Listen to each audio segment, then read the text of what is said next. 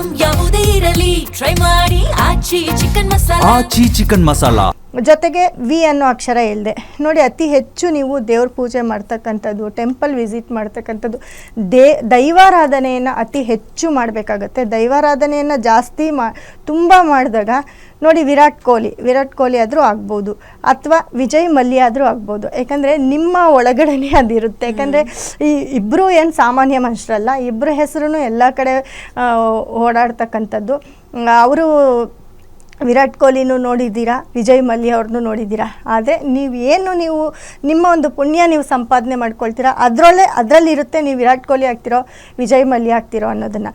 ಹಾಗಾಗಿ ವೃಷಭ ರಾಶಿಯವರು ತುಂಬ ಕೇರ್ಫುಲ್ಲಾಗಿರಬೇಕಾಗತ್ತೆ. ಜೊತೆಗೆ ನೋಡಿ, 10ನೇ ಮನೆ ಅಂತ ಬಂದಾಗ 10ನೇ ಮನೆಯಲ್ಲಿ ರಾಹು ಇರ್ತಾನೆ. 10ನೇ ಮನೆಯಲ್ಲಿ ರಾಹು ಇದ್ದಾಗ ಕೆಲಸಗಾರರಿಂದ ತುಂಬ ತೊಂದರೆ ಆಗ್ತಕ್ಕಂಥದ್ದು, ಅಥವಾ ಕೆಲಸ ಬಿಟ್ಟೋಗೋ ಅಂಥ ಚಾನ್ಸಸ್ ಅತಿ ಹೆಚ್ಚಿರುತ್ತೆ. ಅಥವಾ ನೀವೇ ಕೆಲಸಕ್ಕೆ ಹೋಗಬೇಕಾದ್ರೆ ಎಲ್ಲೋ ಒಂದು ಕಡೆ ಮೇಲಿಂದ ಪ್ರೆಷರ್ ಬರ್ತಕ್ಕಂಥದ್ದು, ಅಲ್ಲಿ ಎಲ್ಲೋ ಒಂದು ಕಡೆ ಕೊಲೀಗ್ಸ್ ಜೊತೆ ಕಿತ್ತಾಟ ಮಾಡ್ಕೊಳ್ಳೋವಂಥದ್ದು, ಕೊಲೀಗ್ಸ್ ಜೊತೆ ಎಲ್ಲೋ ಒಂದು ಕಡೆ ಯಾವುದಾದ್ರೂ ಮನಸ್ತಾಪ ಬರ್ತಕ್ಕಂಥದ್ದು, ಕಾಂಪಿಟೇಷನ್ ಏರ್ಪಡ್ತಕ್ಕಂಥದ್ದು, ಇವೆಲ್ಲವೂ ಕೂಡ ಆಗ್ತಾ ಹೋಗುತ್ತೆ. ಹಾಗಾಗಿ ವೃಷಭ ರಾಶಿಯವರು ರಾಹು ಅಂತ ಬಂದಾಗ ಅದರಲ್ಲೂ ನೋಡಿ, ಶತಭಿಷ ನಕ್ಷತ್ರ, ಸ್ವಾತಿ ನಕ್ಷತ್ರ, ಈ ನಕ್ಷತ್ರದವ್ರಿಗೆಲ್ಲ ಎಲ್ಲೋ ಒಂದು ಕಡೆ ಯಾವುದಾದ್ರೂ ಒಂದು ತೊಂದರೆಗಳಾಗ್ತಕ್ಕಂಥದ್ದು, ನೀರಿನಿಂದ ತೊಂದರೆ ಆಗ್ತಕ್ಕಂಥದ್ದು, ಈ ಥರದ್ದೆಲ್ಲ ಪರಿಣಾಮಗಳು ಕೂಡ ಬೀರ್ತಾ ಹೋಗುತ್ತೆ. ಅದರಲ್ಲೂ ವೃಷಭ ರಾಶಿ ಕೃತಿಕಾ ನಕ್ಷತ್ರ ಅಂತ ಬಂದಾಗ ಅತಿ ಹೆಚ್ಚು ಜಾಗ್ರತೆ ವಹಿಸಬೇಕಾಗುತ್ತೆ. ಯಾಕಂದರೆ ಕಟಕ ರಾಶಿಗೆ ಇವಾಗ ರಾಶಿಯಾಧಿಪತಿ ಸೂರ್ಯ 12ನೇ ಮನೆಯಲ್ಲಿರ್ತಾನೆ.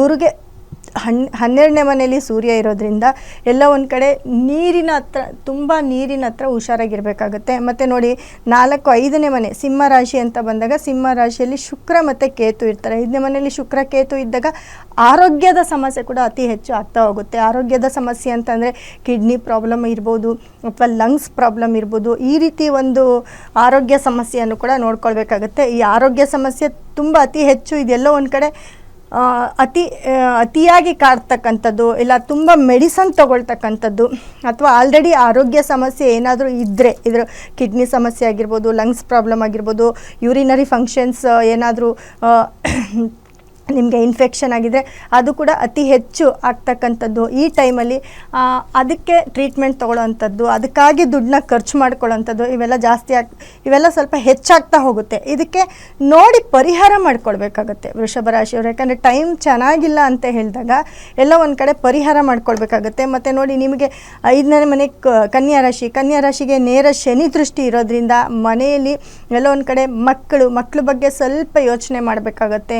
ಮಕ್ಕಳಿಂದ ಮನಸ್ತಾಪ ಆಗುವಂಥದ್ದು, ಅಥವಾ ಮಕ್ಕಳ ಯಾವುದಾದ್ರೂ ದುರ್ವರ್ತನೆ ಆಗಿರ್ಬೋದು, ಕೆಟ್ಟದಾಗಿರ್ಬೋದು, ಯಾವುದೋ ಒಂದು ಸೂಕ್ಷ್ಮ ವಿಚಾರಗಳು ನಮ್ಮ ಕಿವಿಗೆ ಬೀಳ್ತಕ್ಕಂಥದ್ದು, ಅದರಿಂದ ಹರ್ಟ್ ಆಗುವಂಥದ್ದು, ಅಥವಾ ಎಲ್ಲ ಒಂದು ಕಡೆ ಮಕ್ಕಳಿಗೆ ಟೈಮ್ ಕೊಡ್ದಿರ ಇರ್ತಕ್ಕಂಥದ್ದು, ಇಲ್ಲ ಮಕ್ಕಳು ಯಾವುದಾದ್ರೂ ಓದೋ ವಿಷಯದಲ್ಲಿ ಎಲ್ಲೋ ಡಲ್ ಆದಾಗ ಅದು ಕೂಡ ಹರ್ಟ್ ಆಗುತ್ತೆ. ಯಾಕಂದರೆ ಪೇರೆಂಟ್ಸ್ಗೆ ಎಲ್ಲೋ ಒಂದು ಕಡೆ ಮಕ್ಕಳದ್ದು ಎಜುಕೇಷನ್ ಕೂಡ ಇಂಪಾರ್ಟೆಂಟ್ ಆಗಿರುತ್ತೆ. ಇದರಲ್ಲೂ ಕೂಡ ಸ್ವಲ್ಪ ಮನ ನೊಂದ್ಕೊಳ್ಬೇಕಾಗತ್ತೆ.